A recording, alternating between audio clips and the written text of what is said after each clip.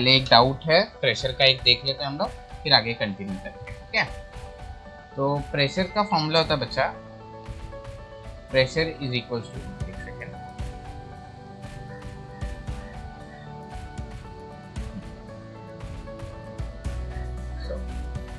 Pressure is equal to होता है force upon area. तो there are two ways to go around it.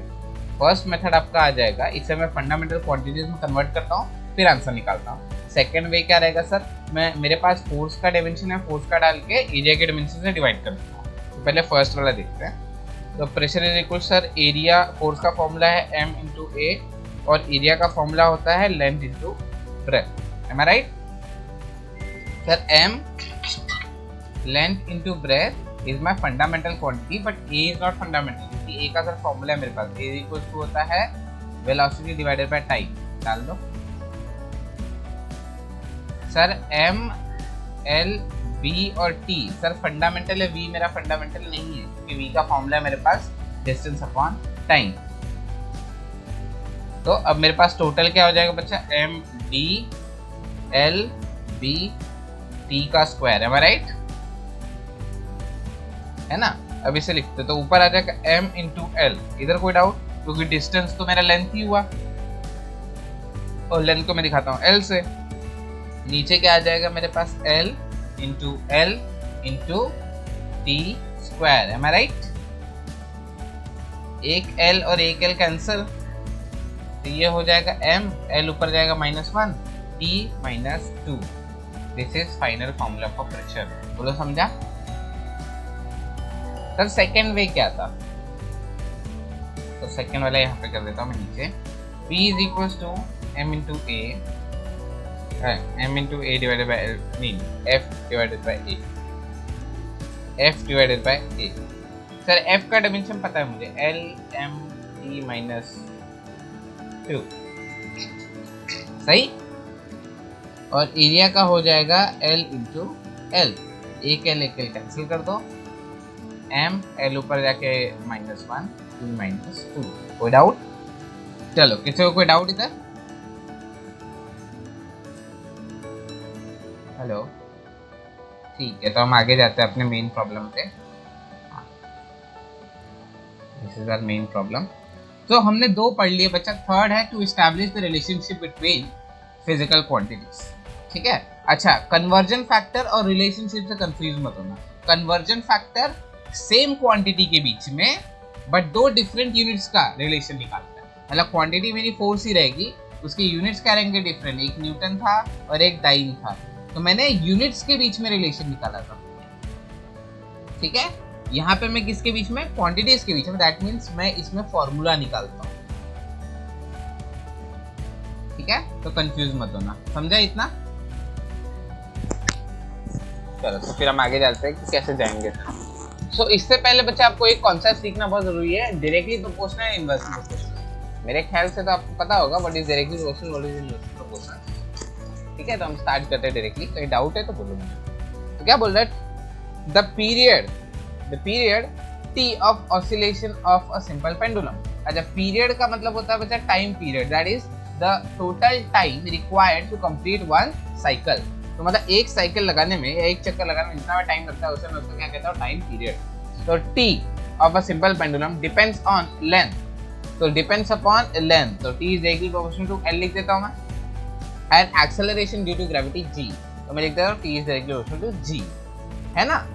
But जो directly और inversely proportional है ये डिपेंड करता है पावर पे। कैसे सर?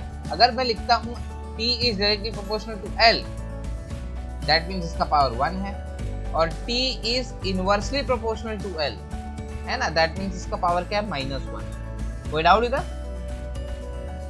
तो अगर मैं पावर फाइंड कर लूं तो मैं बता सकता हूं कि सर वो डायरेक्टली प्रोपोर्शनल होगा या इनवर्सली प्रोपोर्शनल होगा। Am I right?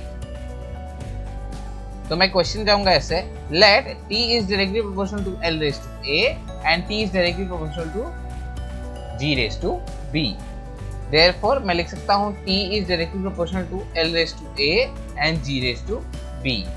Therefore, t is equals to k times l raised to a, g raised to b. बोलो इधर तक कोई डाउट? अब मुझे ये पावर्स फाइंड करनी है, इतना याद रखना। तो सबका ये डाल देते, डेफिनेशन डाल देते। तो इसका होगा m0 L0 t, क्योंकि सर टाइम पीरियड है ना, तो टाइम पीरियड के पास क्या होगा, टाइम ही होगा, तो t1 आएगा, बाकी सब क्या रहेगा इसका 0। आप ये नहीं लिखोगे m0 L0 तो भी चलेगा। इसका क्या आ जाएगा सर, इसका आएगा सर सब कुछ 0 रहेगा, सिर्फ L आएगा, तो मैं सिर्फ इसे L⁴A लिखता हूँ, है ना। G मतलब होता है ग्रेविटेशनल एक्सेलरेशन, और एक्सेलरेशन का formula velocity divided by time, जो कि होता है डिस्टेंस अपॉन टाइम स्क्वायर। तो इसका आ जाएगा बच्चा m नहीं आएगा, Lt-2, है ना। इसका भी डाल दो Lt-2⁵b, एम आई राइट। हाँ, तो अब सबके पावर कंबाइन कर दो। पहले पावर मल्टीप्लाई कर देता हूँ मैं अंदर, तो ये हो जाएगा सर L⁴A, तो ये हो जाएगा sir L⁵B T⁻², if am I right. तो ये हो जाएगा सर L⁴A प्लस B और T⁻²B। सही है बच्चा, इसे कोई डाउट। और इधर मेरे पास क्या है, m0 L0 T। नेक्स्ट आएगा कंपेयरिंग पावर। कंपेयरिंग पावर इधर देखो नहीं जरूरत है, बट इधर मैंने क्यों लिखा, क्योंकि अगर L0 लिखूंगा ना बच्चा, तो आपको याद रहेगा कि मुझे L को भी से कंपेयर करना 0 से, है ना। तो ये कंपलसरी नहीं निकला, ये टोटली आपके ऊपर है, बट अगर इस साइड वाला लिखोगे तो आपको काफी हेल्प हो जाएगी, समझे। क्योंकि कभी कभी देखो हम कंफ्यूज होते हैं, सर L यहाँ पे, वहां तो L है ही नहीं, तो मैं लिखूं क्या, है ना। तो वो कंफ्यूजन हटाने के लिए मैंने लिखा है कि आपको हमेशा याद रखा, यहाँ पे L0 है, यहाँ पे तो 0 = आएगा A प्लस B।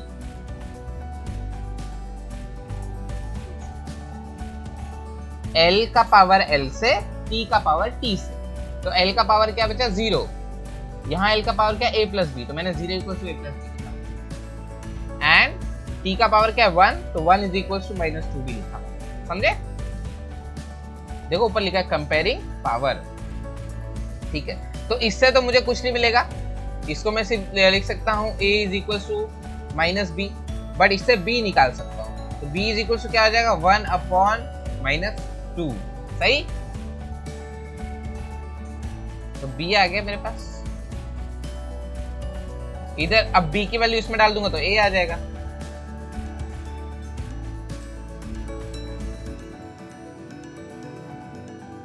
बोलो सही हूं मैं,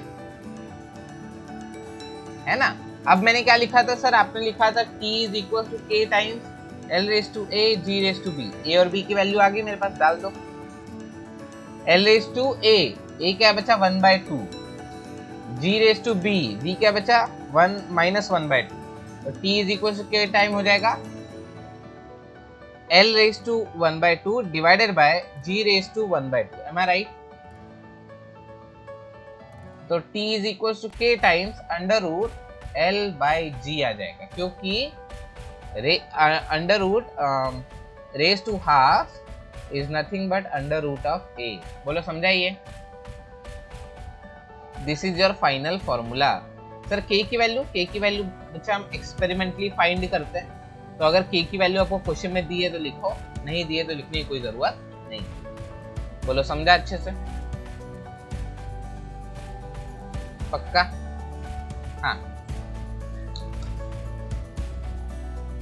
हाँ, तो एक्सरसाइज से भी 2-3 हम लोग सॉल्व करेंगे, ठीक है।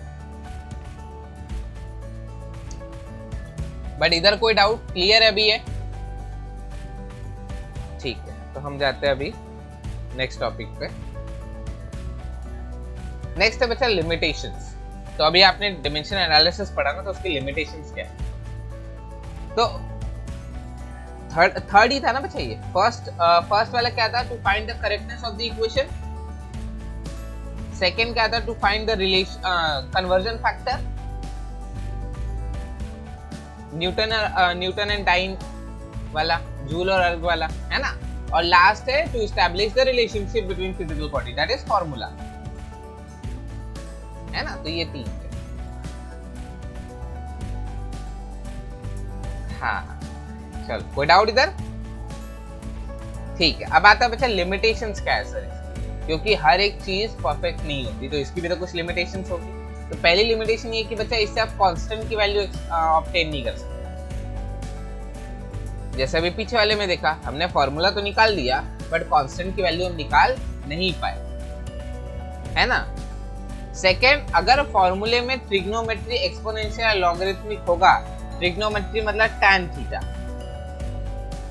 एक्सपोनेंशियल मतलब a रेज टू x वाला समथिंग, और लॉगरिथमिक मतलब log ऑफ x और समथिंग, ये सब हुआ तो भी आप उसकी वैल्यू निकाल नहीं सकते। डायमेंशन एनालिसिस इन पे काम नहीं करता। कोई डाउट?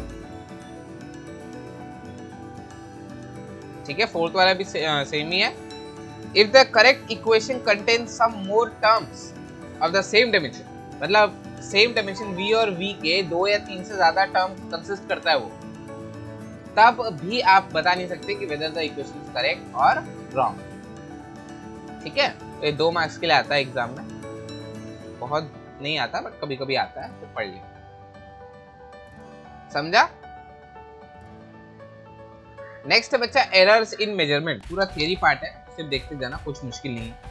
तो एरर्स इन मेजरमेंट, तो एरर क्या क्या हो सकते हैं बच्चा? What is error?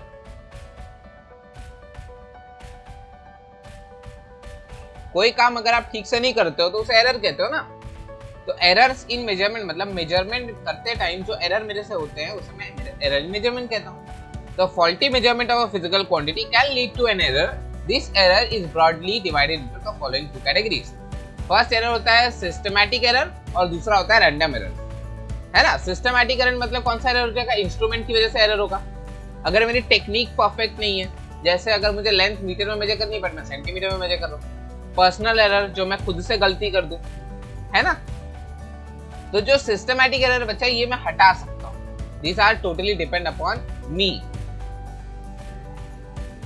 बट जो रैंडम एरर है, this can not be minimize. For example समझो आपके पास स्केल है 1 और 2, आपकी स्केल में बीच में कोई लाइन नहीं है, करेक्ट। बट इमेजिन करो आप जो कुछ भी समझो पेंसिल आप मेजर कर रहे थे वो बीच में आ रहा है, तो आप सर्टेन नहीं हो ना कि वो एग्जैक्टली 1 है या 2 है। सही हो कि नहीं? मैं अब बोलो नहीं सर मैं उसके बीच में भी लाइंस बना दूंगा, छोटे छोटे छोटे छोटे, बट बच्चा आप स्टिल सर्टेन नहीं हो, क्योंकि हो सकता है वो 2 लाइंस के बीच में है ना। तो ये जो मेजरमेंट का एरर है ये कभी फिक्स हो सकता है क्या? These errors are called random errors, जो आते ही आते हैं और इनको फिक्स करना इम्पॉसिबल है, क्योंकि आप कोई भी स्केल एटम के साइज की नहीं बना सकते। और मोस्ट प्रिसीजन एरर के मोस्ट प्रिसाइज मेजरमेंट क्या होगा? साइज ऑफ एन एटम और साइज ऑफ एन इलेक्ट्रॉन, क्योंकि उससे छोटा तो कुछ एग्जिस्ट ही नहीं करता, है ना। बट उसके साइज की स्केल तो आप बना नहीं सकते। तो it is impossible to measure anything at an exact precision. बोलो कोई डाउट इधर? समझा एरर्स का? हाँ, तो अब इतने सारे एरर बताने से अच्छा बच्चा मैं आपका एक सम कराता हूँ और उसमें हम एरर निकालते हैं, है ना, तो वो इजी रहेगा। ठीक है, ये रहा सम। क्या बोल रहा है? The radius of a sphere measured repeatedly yield the values 5.63, 5.54, 5.44, 5.40, 5.35 metre. Determine the most probable value of radius, मतलब exactly correct value निकालनी है मुझे। अब इसमें क्वेश्चन छोड़ दो, मैं बोलता हूँ आपको पहले निकालना है आपको मीन एरर, फिर रिलेटिव एरर,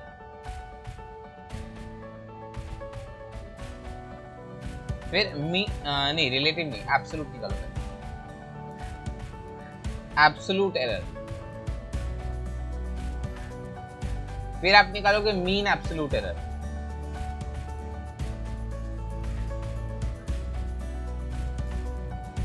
फिर आप निकालोगे रिलेटिव, और लास्ट में परसेंटेज।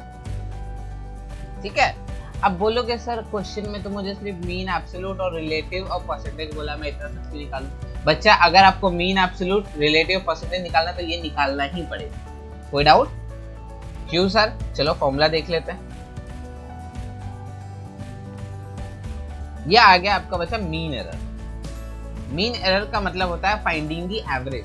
तो सर एवरेज फाइंड करने से क्या फायदा होगा? तो उसके लिए एक एक्सपेरिमेंट बताता हूँ बच्चा। एक मॉल में एक टाइम पे उन्होंने एक सिंपल जार लिया था और उसके अंदर उन्होंने 1000 कैंडीज रखी थी। इन टोटल कितने? 1000 कैंडीज, है ना। उन्होंने फिर वो जार को ऑक्शन में रख दिया और लोगों को गैस करने के लिए बोला कि how many candies are there, correct. तो कुछ लोगों ने गैस किया 500 कैंडीज, कुछ लोगों ने गैस किया 900, कुछ लोगों ने गैस किया 1900, कुछ ने गैस किया 998, कुछ ने गैस किया 100, कुछ ने बोला 10,000, है ना।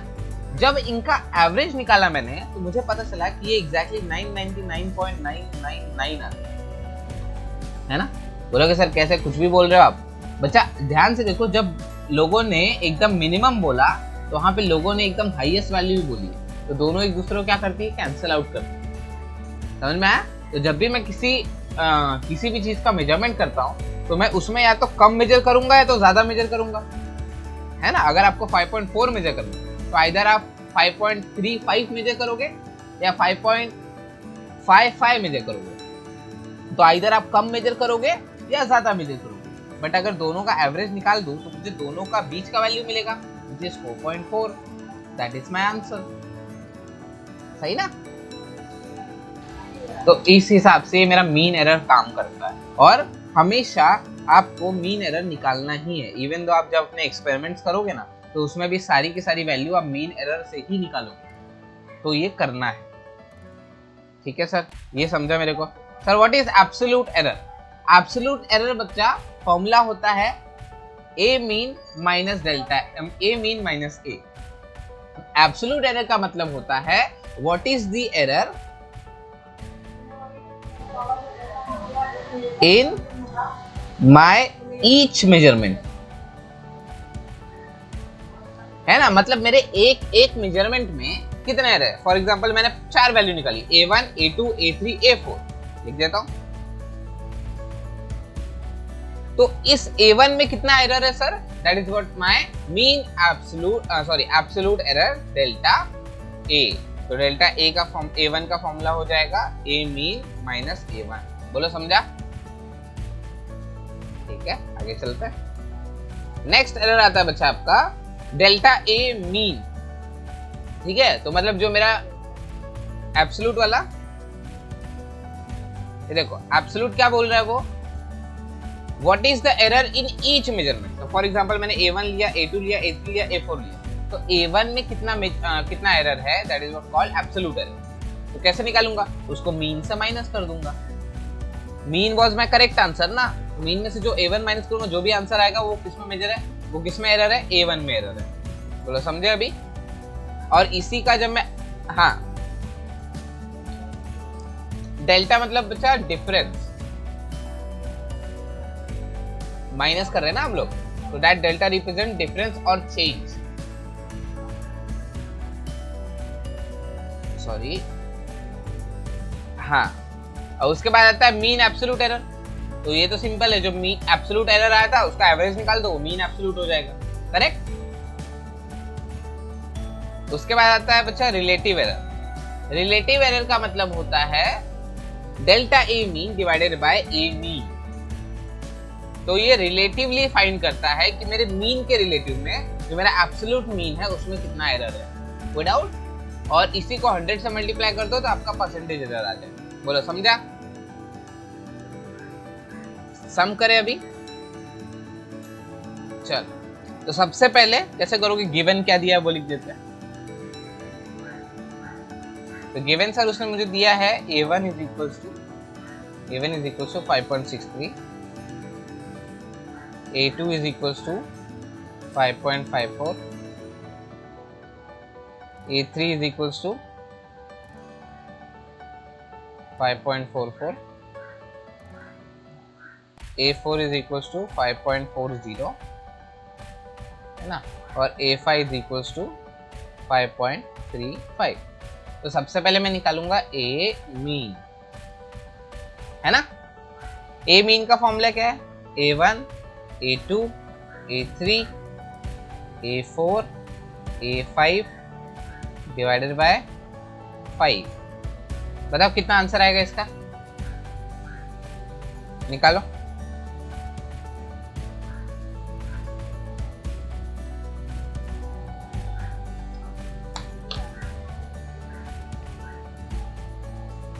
क्या एक ही स्फीयर है बच्चा, एक ही स्फीयर के मैंने 3-4 मेजरमेंट किए, तो हर बार मुझे अलग अलग वैल्यू मिली।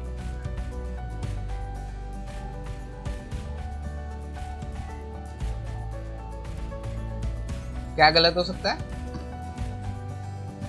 हाँ कभी कभी हो सकता है बच्चा, बट बहुत ज्यादा मार्जिन से नहीं होता ना वो। 0.2 0.3।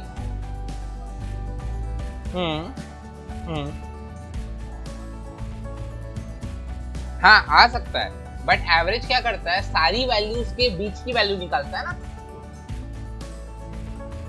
है ना। मतलब जितनी भी वैल्यूज आपने निकाली उनसे ज्यादा प्रिसाइज कौन है, आपका ए मीन।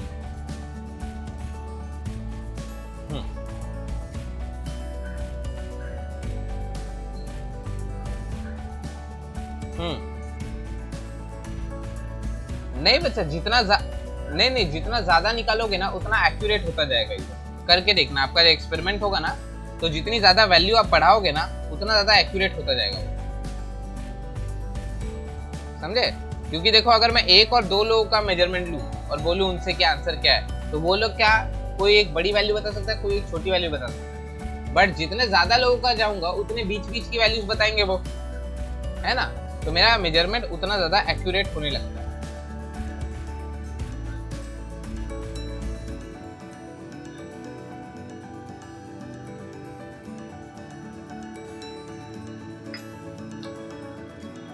क्या आंसर है इसका?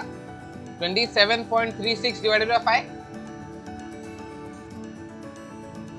विच इज आएगा 5.472, अगर मैं गलत नहीं तो। मुझे लग रहा है सही होगा। हाँ सही बच्चा। चलो तो नेक्स्ट आता है, निकालते रहना आप लोग, फिक्र मत करो, मैं नेक्स्ट सिखाता हूँ। नेक्स्ट आता है बच्चा, एब्सोल्यूट एरर निकालना ना मुझे, बट एब्सोल्यूट एरर तो ईच का निकलता है। तो delta A1, delta A2, delta A3, delta A4 और लास्ट आएगा डेल्टा A5, है ना। तो डेल्टा A1 क्या हो जाएगा, जो मेरा A मीन है उसमें से A1 माइनस कर दो, तो होगा ये 5.472 माइनस 5.63, सही ना।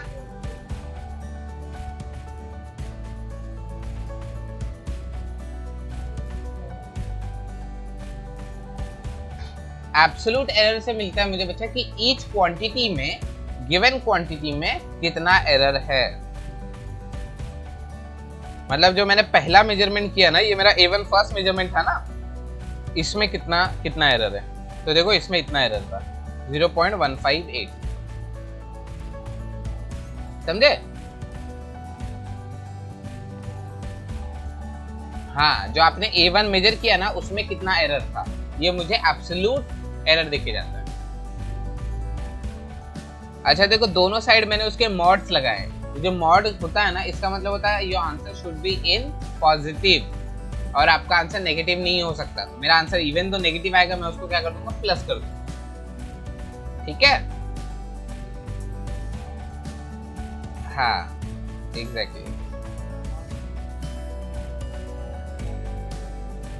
पॉजिटिव रहे तो छोड़ दो, जान दो।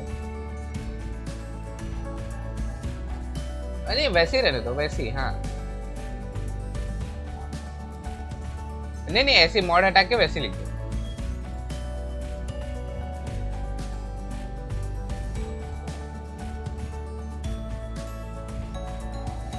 बट एरर ही है ना बच्चा, जो मैंने मेजर किया उसके।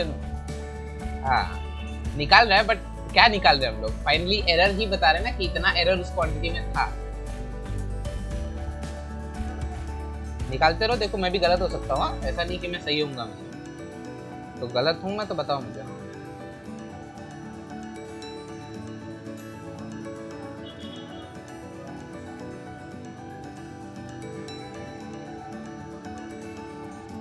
इसका नहीं माइनस नहीं लिखना है बच्चा, प्लस ही लिखना।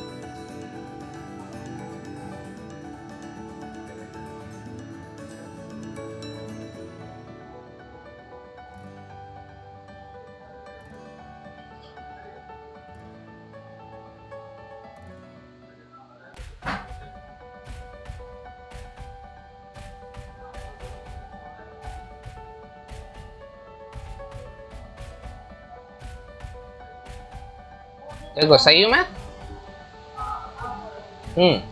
बोलो। हाँ मतलब हम्म हम्म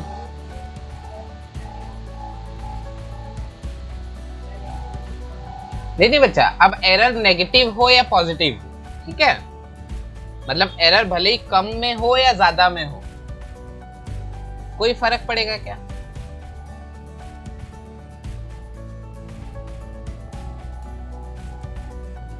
नहीं नहीं समझ नहीं रहा आप, मुझे एक बात बताओ, मुझे निकालना है अभी क्या, एरर निकालना है कि मेरे क्वांटिटी के अंदर कितना एरर है, करेक्ट?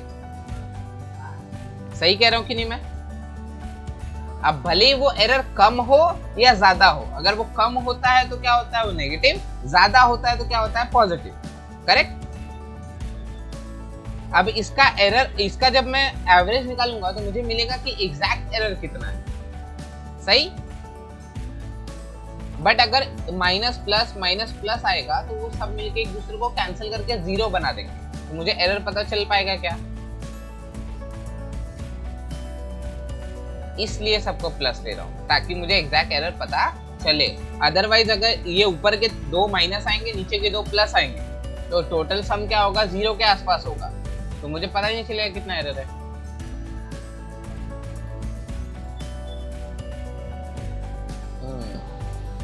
नहीं नहीं बच्चा नहीं समझे, रुको एक एक्सपेरिमेंट करके बताता हूँ मैं, है ना? इधर देखो, समझो आपके पास एक बॉल थी, आपने इसके दो तीन एरर निकाले, A1 A2 A3 A4, आपने इसका एब्सोल्यूट निकाला तो A1 प्लस आया, A2 माइनस आया, A3 प्लस आया और A4 प्लस आया, करेक्ट? ये एब्सोल्यूट है, डेल्टा लगा दो इधर, सही कह रहा हूं मैं? अब मुझे बताओ अगर मैं इनका एवरेज निकालूंगा तो क्या आएगा बच्चा?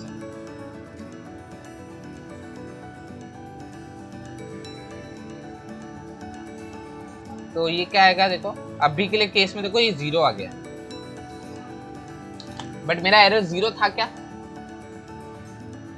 है ना? ये प्रॉब्लम आती है, क्योंकि अगर मेरा एरर जीरो होता तो मेरे पास डेल्टा A1 भी जीरो आता, डेल्टा A2 भी जीरो आता, डेल्टा A3 भी जीरो आता, A4 भी जीरो आता, इसलिए मैं उसे प्लस करता हूं। कोई डाउट?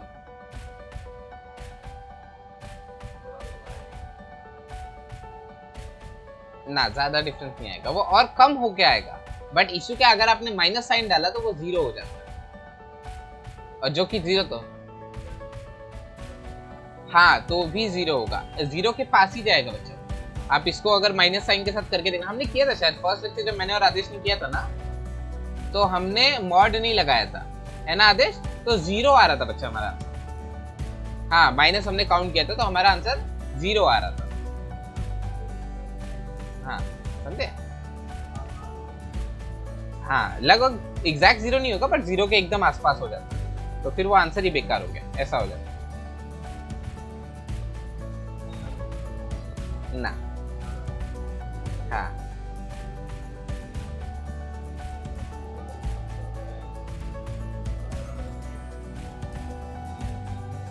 चलो आया ये answer?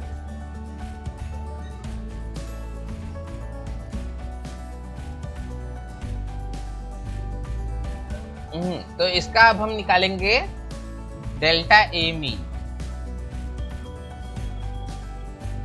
That is mean absolute error. क्या है ये? Mean absolute error. तो ये तो काफी इजी है, इन सबका एवरेज निकाल दो, delta A1 plus delta A2 plus delta A3 plus delta A4 plus delta A5। बेचारा 5 थोड़ा सा पिस गया, 5 बताओ कितना आएगा?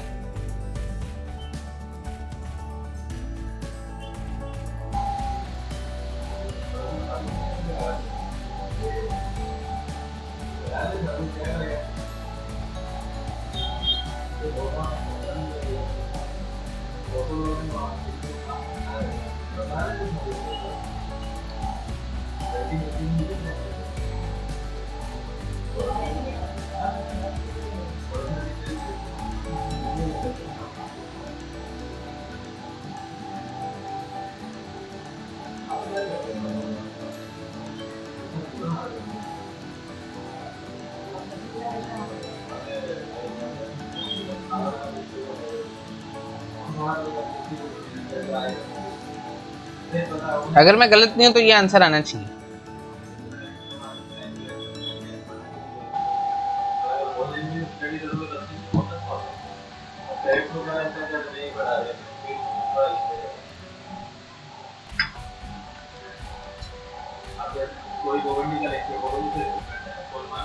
ठीक है, समझा?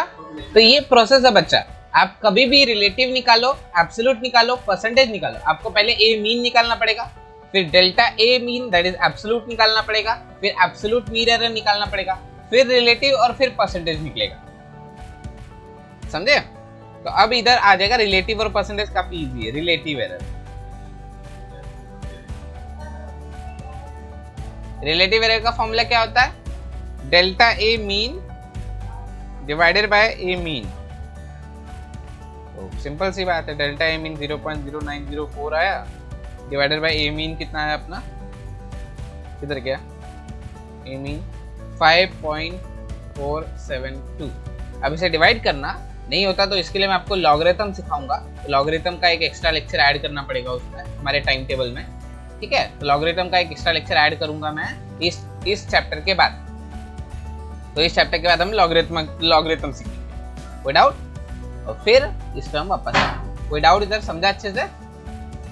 और हाँ, इसका आंसर लॉग से निकालेंगे बच्चा, वो थोड़ा सा इजी पड़ जाता है। अभी ये डिवीजन आपको करना पड़ेगा, तो बताओ भारी पड़ेगा ना? इतना आसान तो है नहीं कि सर इतने अच्छे तो मैथ्स है नहीं हमारा। क्या नाम था वो जो लेडी थी जिसका मैथ्स अच्छा था ना? हाँ, शकुंतला तो है नहीं हम लोग, है ना? तो इसलिए हमारे पास लॉग से इसका आंसर इजीली निकल जाएगा, है ना आदेश? इजी हो जाता ना? चलो देख लो ये। हाँ, इसे जरा रैप अप करेंगे। यहाँ पे मैथ्स को छोड़ के सब में यूज कर सकते हो। Maths is all about calculation, और आप कैलकुलेशन में शॉर्टकट करोगे तो फिर कैसे चलेगा? फिजिक्स में मुझे आंसर चाहिए ना, बट मैथ्स में मुझे कैलकुलेशन चाहिए।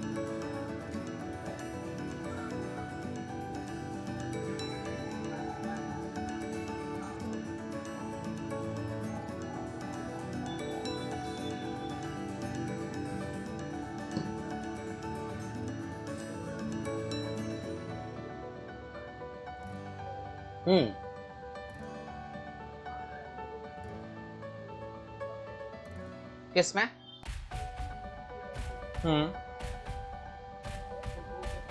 हाँ हाँ, उधर कैलकुलेटर यूज करते बच्चे, कैलकुलेटर यूज करते हैं। इवन दो फर्स्ट ईयर आप जब अपना 12th क्रॉस करके जाओगे ना, तो फर्स्ट ईयर से आपको कैलकुलेटर अलाउड है।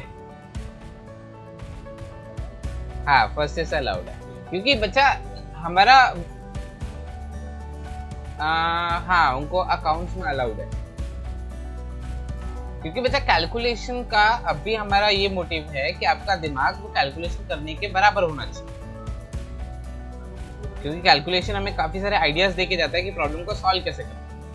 बट जब आप हायर स्टैंडर्ड्स में जाते हो तब कैलकुलेशन बड़े हो जाते हैं, मतलब नंबर्स किसमें बिलियंस और मिलियंस में होते हैं, तो उस टाइम कैलकुलेट कर पाना हाथ से लगभग इम्पॉसिबल है। चलो इधर कोई डाउट? समझा सबको अच्छे से? चलो हम जाते हैं अभी एक्सरसाइज में।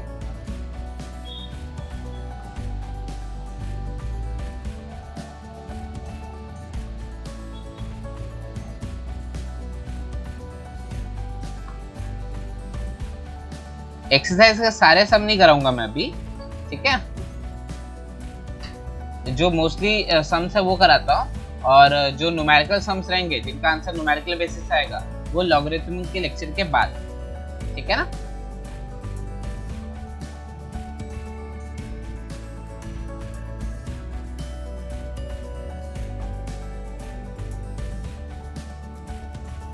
तो बच्चा फर्स्ट क्वेश्चन ही आपका, L1 M1 T minus 2 is the dimensional formula for किसके लिए बच्चा?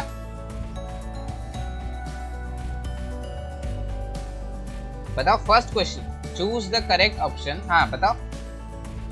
अच्छा नहीं आप मत बताओ, फिर आप मत बताओ। अल्फेज बताओ।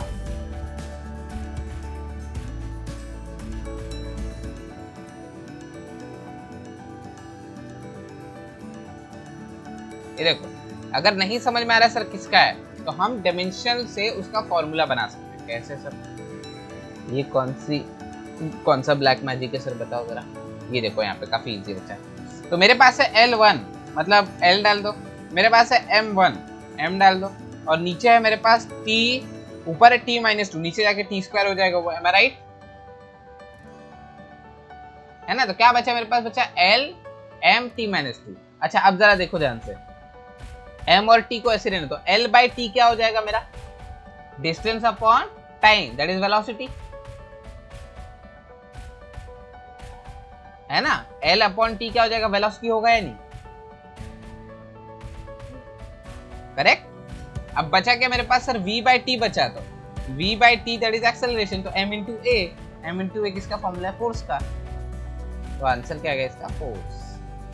अब बोलो सर ये आपने कर लिया, हमको कैसे आएगा? प्रैक्टिस। अगर कल का होमवर्क जिसने किया होगा उसके दिमाग में ये जाएगा, जिसने नहीं किया होगा उसके दिमाग में नहीं जाएगा। तो मुझे देख के लग रहा है कि आदेश ने किया था, सुबीत ने नहीं किया है, सिद्धार्थ नहीं किया ना होमवर्क?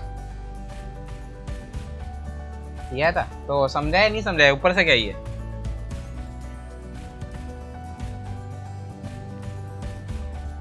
फोर्स तलक किया है ना बच्चा, आके नहीं किया ना। नहीं शुभित बोल रहा हूँ। चलो ठीक है। ये बताओ, the error in the measurement of a sides of a triangle is 1%। तो मैंने एक ट्राइंगल के साइड्स मेजर किए बच्चा, उसमें 1% एरर।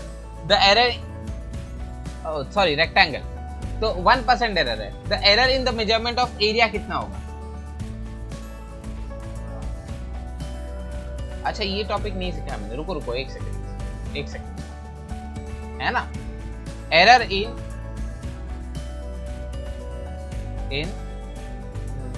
सम एंड डिफरेंस, और लास्ट आता है एरर इन मल्टीप्लिकेशन और डिवीजन। तो कैसे निकालें? तो बच्चा समझो आपके पास दो quantity A is equals to A plus delta A, B is equals to B plus delta B। Where ये B A क्या है उसकी वैल्यू है, और डेल्टा A क्या है उसका एरर है। यहाँ पे B क्या है? वैल्यू है, और डेल्टा B क्या है उसका एरर है। बोलो इधर किसको कराओ?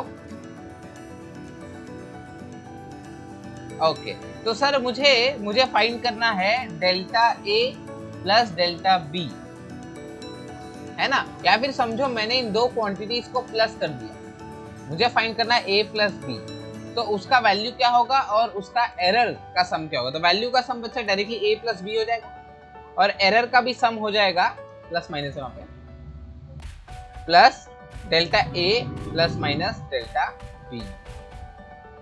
बोलो कोई डाउट इधर?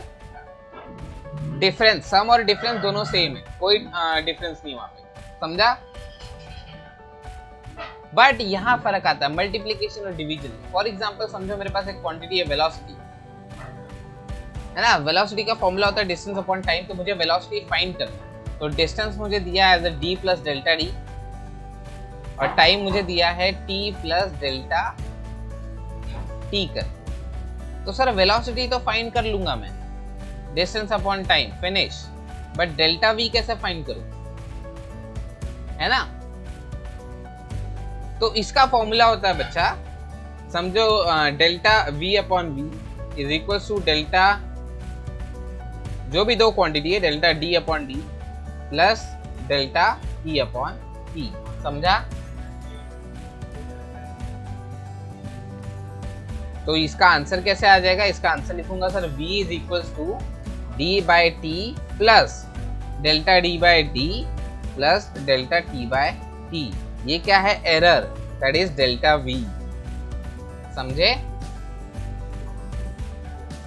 अब भले ही वो फॉर्मूला डिवीजन का हो या वो फॉर्मूला मल्टीप्लिकेशन का हो, दोनों का एरर का फॉर्मूला सेम होता है। For example sir f is equal to ma है, मुझे इसमें एरर निकालना है, तो डेल्टा f कितना होगा? तो sir delta f upon f हो जाएगा delta m upon m plus delta a upon a। समझा? किसी को कोई डाउट? पक्का समझा अच्छे से? हाँ तो रुको वो वाला न्यूमेरिकल करके बताता हूँ मैं। क्या बोल रहा है वो फिर?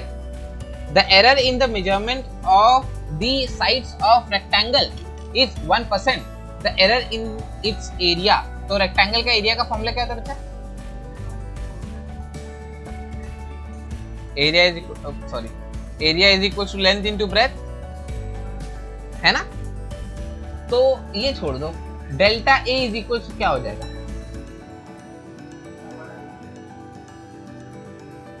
कोई भी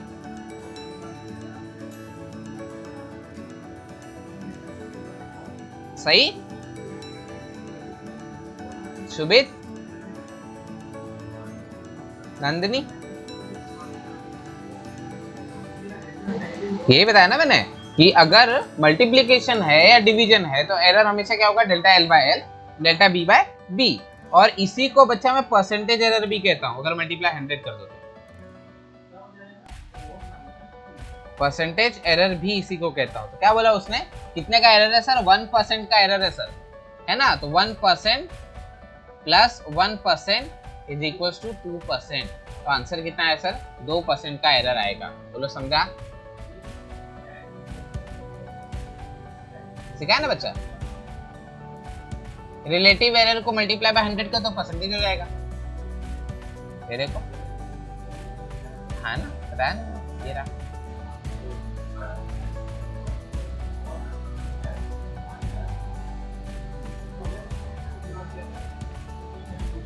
ये देखो, ये रहा, मल्टीप्लाई बाय 100 को तो परसेंटेज एरर हो गया।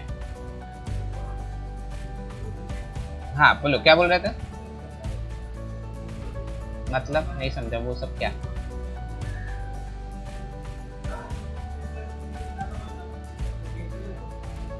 ना ना ना, बेकार टॉपिक है, फायदा नहीं है वो कर। वो सिर्फ आपके अंडरस्टैंडिंग के लिए दिया हुआ है कि लेंथ का मेजरमेंट में कैसे करता था। जैसे मैंने आपको एग्जांपल दिया था कि स्टोन एज में हमारे पास लेंथ हमें मेजरमेंट करना था, तो हमने एक रैंडम लेंथ ले ली, उस रैंडम लेंथ को हमने स्टैंडर्ड कर दिया, है ना? वो आपको एनालॉजी के लिए दिया हुआ है कि उन्होंने लेंथ का मेजरमेंट कैसे स्टार्ट किया, केजी का कैसे स्टार्ट किया, टाइम का कैसे स्टार्ट किया। वो हाँ रीड कर लो, बट उसमें एग्जाम में उसमें तो कुछ आता नहीं, तो फर्क नहीं पड़ता। कोई डाउट इधर? एस्टिमेशन एरर हमने पढ़ा ना बच्चा, परसेंटेज, उसके अंदर आ गया सबसे पहले आपका सिस्टमैटिक एरर, रैंडम एरर। हमने पढ़ा उसमें mean error, absolute error, absolute mean error, ये सब एस्टिमेशन ऑफ एरर। एस्टिमेशन मतलब निकालना ना, एरर निकालना, correct? Light year in units, light year is the unit of time. किसका यूनिट है? टाइम का। चलो ठीक है। Dimension of kinetic energy are the same as that of, इसके साथ काइनेटिक एनर्जी का डायमेंशन सेम है।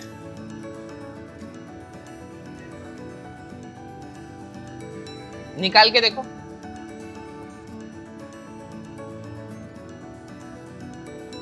काइनेटिक एनर्जी का डायमेंशन निकालो, फिर चारों का डायमेंशन निकालो और देखो किसके साथ सेम है।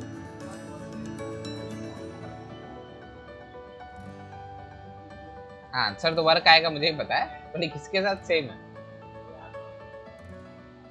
हाँ, kinetic energy is also energy, work is also energy. तो दोनों का डायमेंशन हमेशा क्या रहेगा? सेम ही रहेगा। फिर भी निकाल के देखो, एक बार वेरीफाई करो।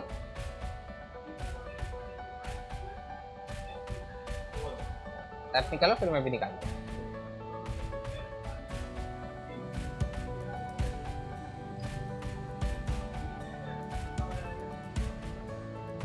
ये रहा फॉर्मूला फॉर काइनेटिक एनर्जी,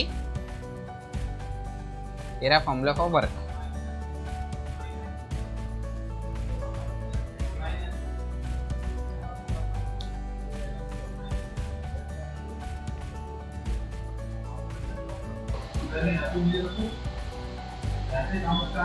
है ना। ये देखो कैसे आएगा सर, हाफ तो काउंट नहीं करेंगे सर, एम वी स्क्वायर बचा, एम फंडामेंटल है, वी नहीं है सर, वी का फॉर्मूला है डिस्टेंस अपॉन टाइम का स्क्वायर, तो ये हो जाएगा sir M D square divided by T square, तो इसका तो आ जाएगा sir easily M L square T minus two, है ना। वर्क का निकालते हैं सर, वर्क का फॉर्मूला है sir F into D, sir F का मुझे पता है L M T minus two होता है इंटू एल, तो ये हो जाएगा sir M L square T minus two. देखो सेम है कि नहीं दोनों,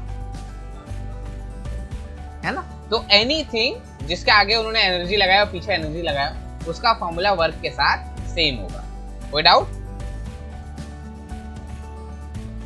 तो which of the following is not a fundamental unit, कोई बताया कौन सी फंडामेंटल नहीं है।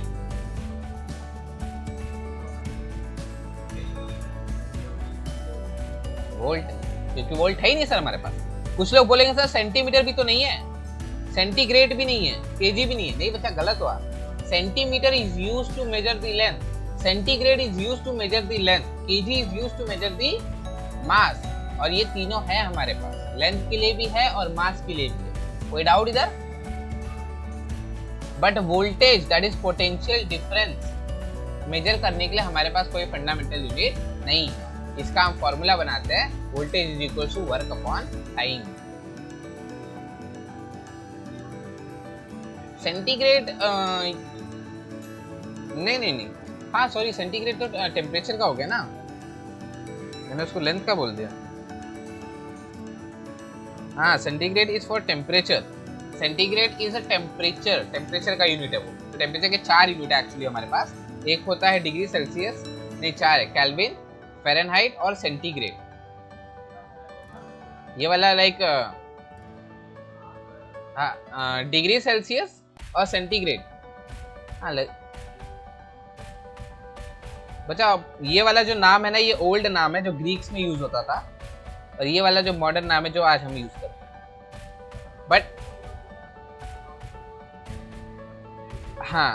बट ये दोनों फंडामेंटली सेम नहीं है, थोड़ा सा डिफरेंस है। ग्रीक माइथोलॉजी में जब इन्होंने इसे डिफाइन किया था, तो इसका उन्होंने 100 डिग्री सेल्सियस नहीं लिया था, क्लियर। हमने जब डिग्री सेल्सियस को डिफाइन किया, तो हमने उसे लिया 0 to 100, 0 पे मेरा फ्रीजिंग वाटर, 100 पे मेरा बॉइलिंग वाटर, कोई डाउट।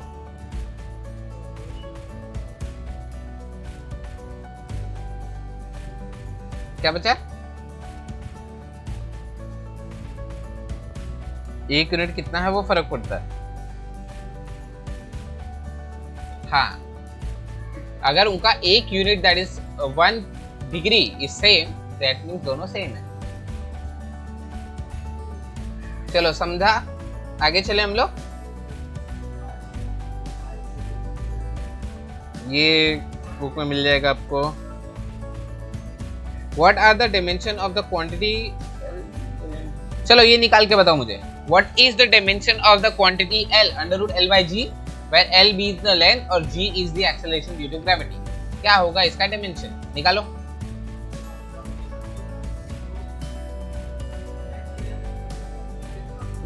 सेकेंड वाला ना बच्चा।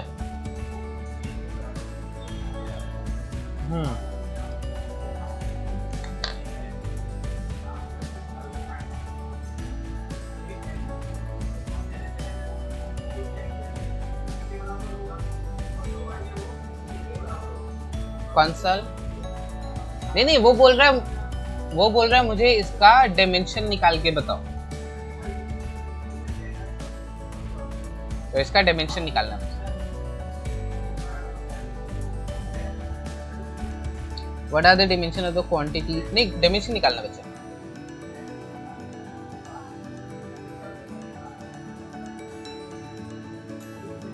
नहीं बच्चा, रूट रहने दो, अंडर डाल के L को L क्यूब कर दो ना, L को अंदर डाल दो तो L cube divided by G हो जाएगा, under root L cube divided by G।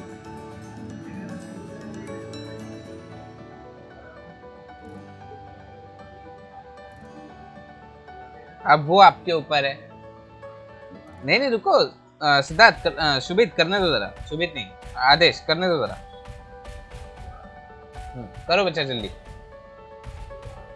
फिर मैं बताऊंगा ना, मैं यहीं पे हूँ ना, मैं कहीं जा थोड़ी रहा हूँ, मैं बताऊंगा।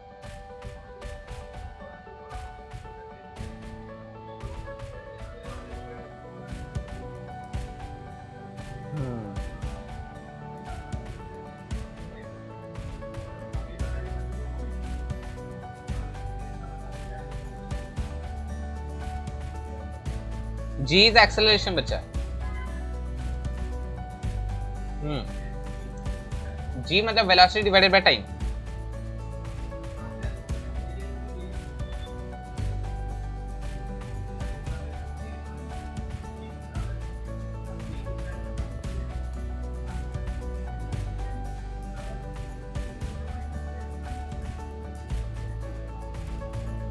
क्या आंसर आया?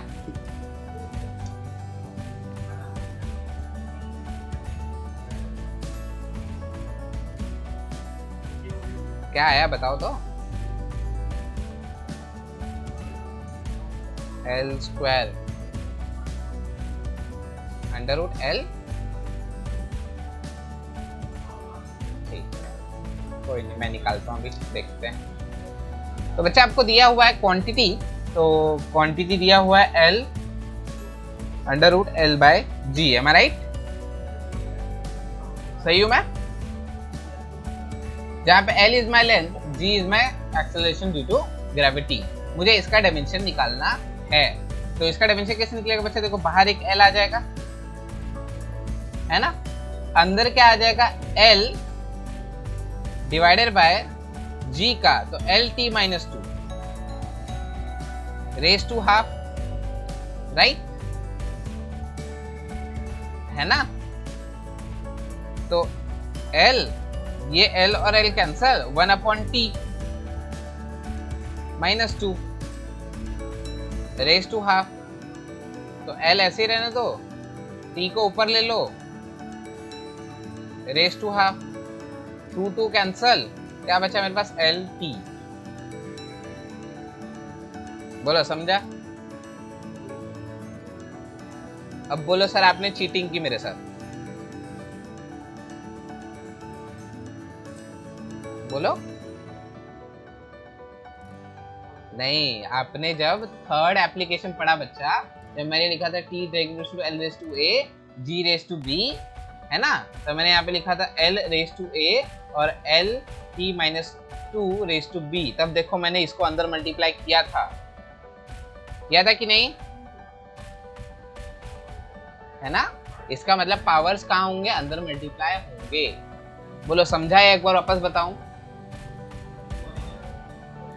बट ये इसको लिखने का ठीक से तरीका नहीं है, रुको एक बार तरीका बता दो, तो लिखो कैसे।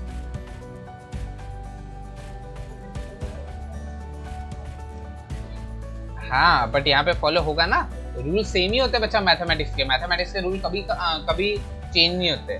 तो मैं इसे लेता हूँ, let a is equal to this.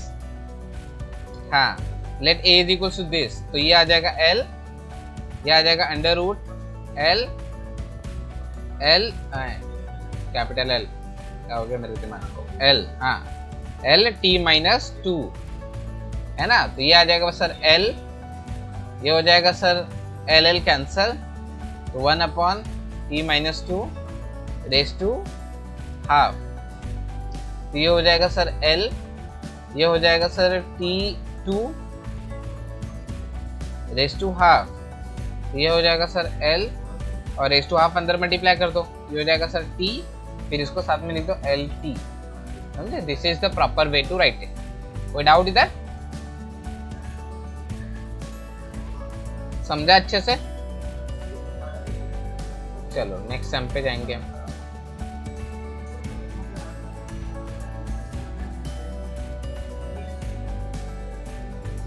Define absolute कर सकते हो, define what is significant figure कराना है। इफ, हाँ इफ नहीं, ये भी कर सकते हो, कोई इशू नहीं। डिराइव द फॉर्मूला फॉर, ये करो question number 6। Derive the formula for the kinetic energy of a particle having the mass m, velocity v using the dimensional analysis.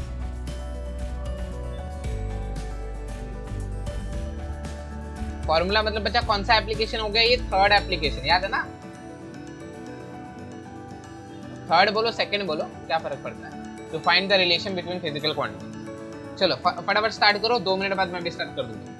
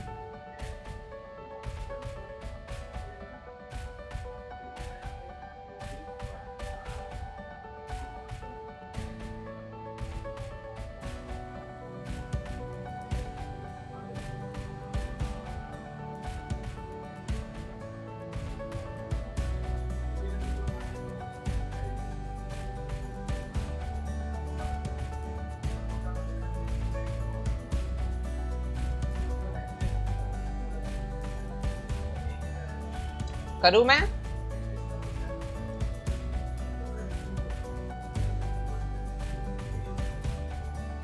हो गया, वेरी गुड।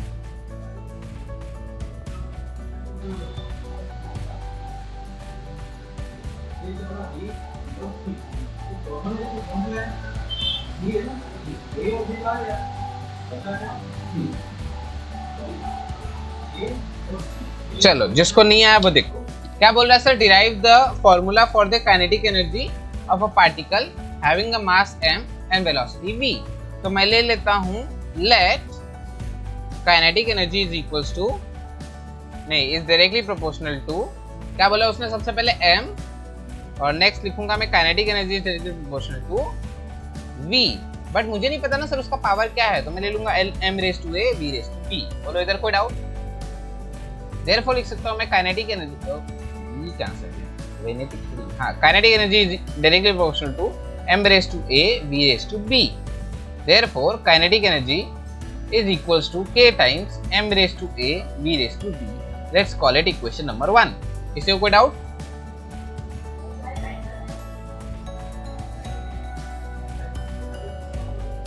बच्चा मुझे ये पावर नहीं पता ना, फॉर्मूला में पावर के बेसिस पे तो डिफाइन होता है कि वो डायरेक्टली प्रोपोर्शनल है या इनवर्सली प्रोपोर्शनल है। पावर अगर पॉजिटिव है तो डायरेक्टली, पावर अगर नेगेटिव है तो इनवर्सली। तो मैंने अज्यूम किया कि वो पावर्स क्या हैं, A और B। कोई डाउट अभी? किसका? हाँ, V का पावर B है। हाँ, V स्क्वायर है, हमें पता है वो, बट एग्जामिनर ने हमें जब क्वेश्चन दिया थोड़ी बोला कि नहीं तुम्हें पता है, तुम्हें वो B फाइंड करना है, ऐसा बोला उसने, है ना? फॉर्मूला नहीं था। अच्छा, तो काइनेटिक एनर्जी का डायमेंशन क्या था, है ना?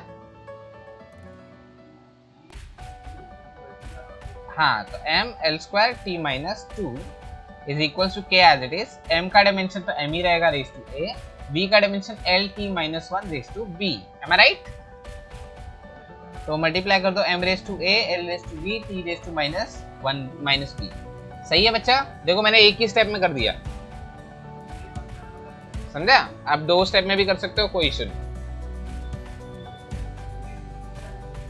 अब क्या लिखोगे नेक्स्ट स्टेप? कंपेयरिंग पावर, है ना? तो m का पावर m से, l का पावर l से, t का पावर t से। तो m के पास क्या है 1, यहाँ पे m के पास क्या है a, तो 1 इज इक्वल टू a आ गया, और उल्टा a इज इक्वल टू 1 आ गया। करेक्ट? l का पावर, तो l का पावर 2 है, b इज इक्वल टू 2 आ गया, है ना? और -2 इज इक्वल टू -b, तो again b is equal to क्या आ गया मेरे पास 2। तो देखो a का पावर 1 आया, b का पावर 2 आया, तो ये वैल्यूज इक्वेशन नंबर 1 में सब्स्टिट्यूट कर दो। क्या था मेरे पास? Kinetic energy is equal to k times m raise to a, तो 1 है, जाने दो, b रेज़ टू b, तो b स्क्वायर। अब k की वैल्यू हमको पता है, हाफ होती है, बट क्वेश्चन में दिया है क्या? तो नहीं लिखना है। तो यही मेरा होगा फाइनल आंसर। बोलो समझा? किसी को डाउट? बोलो।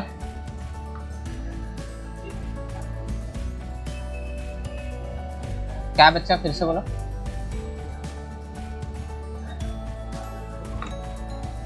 हाँ।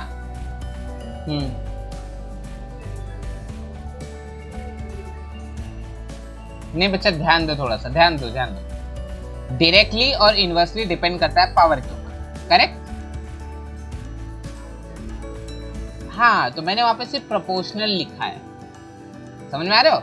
वहां पे उस सिंबल को मैं क्या कंसीडर कर रहा हूँ, सिर्फ प्रोपोर्शनल है। डायरेक्टली है या इनवर्सली है वो मुझे कौन बताएगा? Power,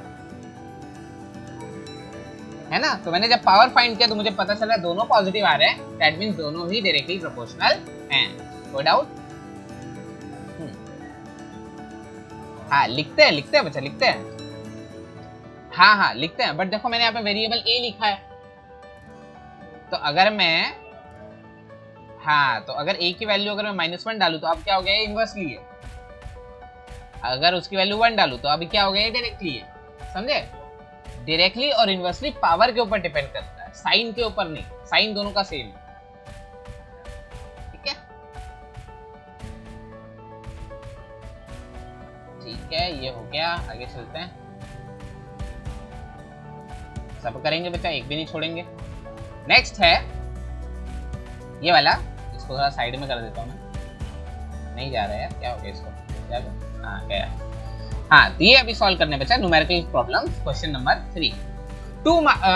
the masses of two bodies are measured to be 15.7 plus minus 0.2। तो ये 15.7 उसकी वैल्यू है, प्लस माइनस 0.2 इसका एरर है। ये समझा ना सबको? और ये 2.73, ठीक है। What is the total mass of two bodies and error in it? तो मुझे टोटल मास और टोटल एरर निकालना है। सबसे पहले ले लेते हैं let m is equals to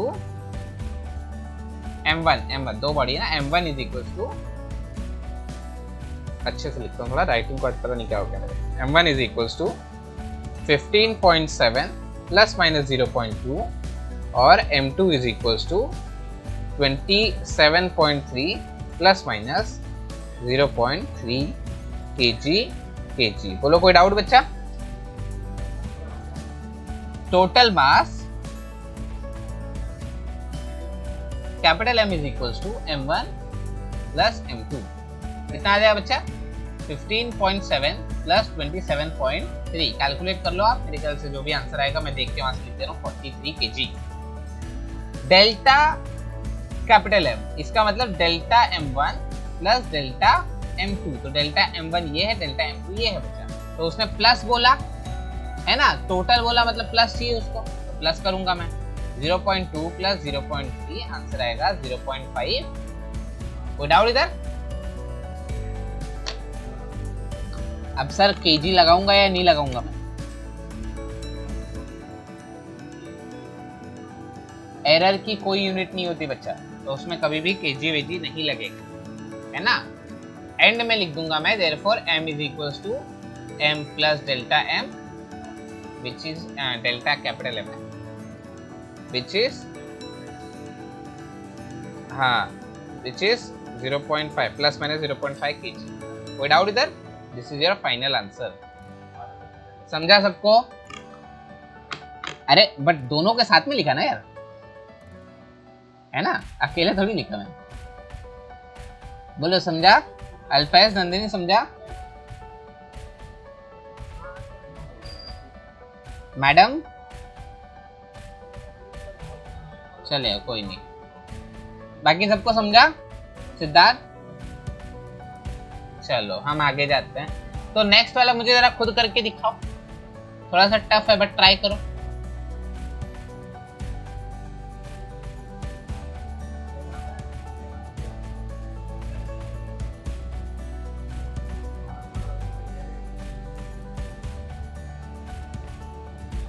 try करो फिर मैं बताता हूँ। सेकंड वाला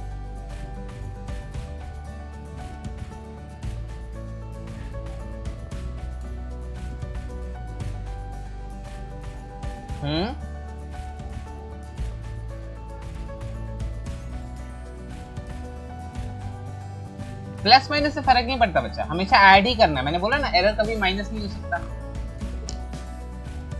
है ना। वहां प्लस माइनस का ये मतलब है कि वो कम भी हो सकता है ज्यादा भी हो सकता है, बट जब मैं दोनों को ऐड करूंगा तब माइनस करूंगा तो 0 आ जाएगा, है ना। तो मैं जब भी प्लस ऐड करता हूँ एरर्स को तो हमेशा ऐड ही करूंगा, उनमें सब्ट्रैक्ट कभी नहीं करूंगा मैं।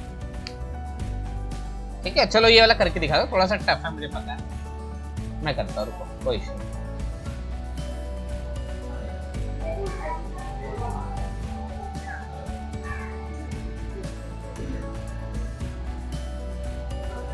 नहीं। देखो प्लस और माइनस दोनों लिखा है ना, क्योंकि जब आंसर लिख रहे हैं ना तब हम क्या इंडिकेट करें कि उसकी वैल्यू प्लस भी हो सकती है माइनस भी हो सकती है, बट जब मैं एरर को ऐड करूंगा तो क्या लूंगा, सिर्फ प्लस लूंगा, क्योंकि एरर्स माइनस नहीं हो सकते। चलो, the distance travel by an object in time, तो टी दिया हुआ है मुझे, 100 plus minus 1 second is distance दिया हुआ है डी, 5.2 प्लस माइनस 0.1 मीटर। अब बोलोगे सर आपको कैसे पता कि ये वाला टाइम है और ये वाला डिस्टेंस है? बच्चा ग्रामर देखो, अगर ग्रामर से समझ में आता है ठीक है, उससे नहीं आता देखो इधर सेकंड लिखा हुआ है इधर मीटर लिखा हुआ है, तो सेकंड तो टाइम ही होगा और मीटर मेरा डिस्टेंस होगा। तो व्हाट इज द स्पीड, मतलब पहले मुझे वेलोसिटी निकालनी है एंड इट्स रिलेटिव एरर, और फिर उसका एरर निकालना है, दो चीजें निकालनी है। पहले वेलोसिटी निकाल लेते हैं। वेलोसिटी का फॉर्मूला होता है सर डिस्टेंस अपॉन टाइम। क्या आ जाएगा बच्चा? डिस्टेंस 5.2 डिवाइडेड बाय 100, है ना, 0.052 मीटर पर सेकेंड। M I right? है ना, कोई डाउट? चलो, अब डेल्टा वी, तो देखो यहाँ पे डिवीजन है, तो मैंने बताया था जब भी डिवीजन होता है क्या हो जाएगा, delta V upon V is equal to delta M upon M, नहीं एम तो है ही नहीं, delta D upon D plus minus delta T upon T, है ना। कोई डाउट? प्लस माइनस मतलब सिर्फ प्लस ही होगा, ये बताया था मैंने, समझा ना बच्चा सबको? हाँ, तो डेल्टा 0.1 डिवाइडेड बाय क्या आ जाएगा 5.2 प्लस 1 डिवाइडेड बाय क्या आ जाएगा 100। हाँ, 100 प्लस 1 वाई नहीं बच्चा, क्यों?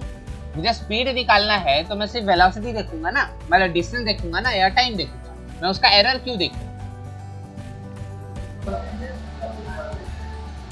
प्लस माइनस के बाद जो भी लिखता हूं वो एरर होता है बच्चा, है ना। कोई डाउट अभी ना? तब एरर नहीं होता, तब वो उसका वैल्यू है, प्लस माइनस दिया मतलब एरर है। चलो अभी ये कैलकुलेट कर लेना बच्चा, काफी इजी, मुझे नहीं लग रहा टफ है। तो ये हो जाएगा 1 डिवाइडेड बाय 52। तो अगर आपके पास लॉग बुक है बच्चा तो लॉग बुक में 52 का इनवर्स देखो, है ना, देखो लास्ट पेज पे रहता है, इनवर्स रहता है। लॉग बुक नहीं लिए तो ले लो सब।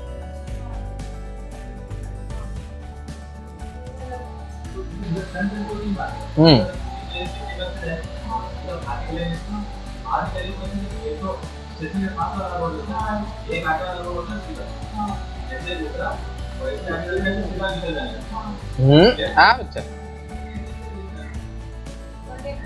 52 नहीं है उसमें, तो 5.2 के 0 में देखो,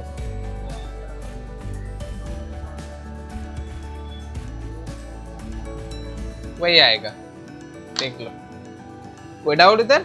मैंने 52 लिया ना, तो करके एक 10 मेरा डिवाइड में रह गया बस, और कुछ, तो एक और 10 से डिवाइड कर देना। बोलो समझा? ठीक है, तो आप लोग ये न्यूमेरिकल ट्राई करोगे। आज के लिए मैं बस कर रहा हूँ, कल हम लॉगरिथम का लेक्चर लेंगे, उसके बाद इसके ऊपर रिटर्न आएंगे। कोई डाउट किसी को? चलेगा, तो कल हम वापस मिलेंगे वही 1:30 या 1 बजे के आसपास। नहीं, कल 1 बजे ही मिलो, कल मेरे लेक्चर है ना। हाँ 1 बजे एग्जैक्टली, शार्प 1 बजे बच्चा, बट लेट मत होना। हाँ हाँ ठीक है, मैं डाल देता हूँ, कोई इशू नहीं। कोई डाउट बच्चा इधर? शुभेद प्रैक्टिस करनी है जितने भी न्यूमेरिकल आज किए हैं।